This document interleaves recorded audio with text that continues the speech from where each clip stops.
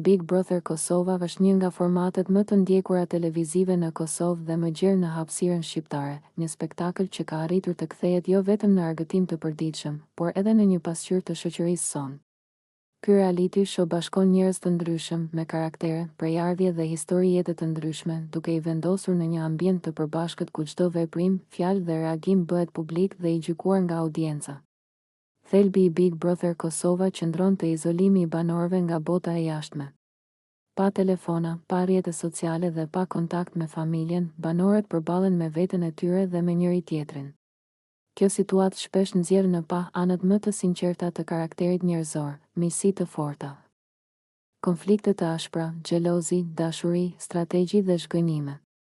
Pikërisht kjo e bën spektaklin kaq tërheqës për publikun, sepse shumë shikues e gjejnë veten në situata të ngjashme ose identifikohen me banor të caktuar. Një aspekt shumë i rëndësishëm i Big Brother Kosova është mënyra se si ai reflekton realitetin social.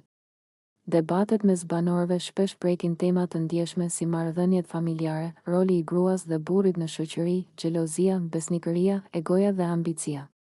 Përmes këtyre diskutimeve, shikuesit jo vetëm argëtohen, por edhe nxisin reflektim mbi mënyrën se si ne komunikojmë dhe bashkëjetojmë në jetën e përditshme. Publiku ka një rol kyç në këtë format.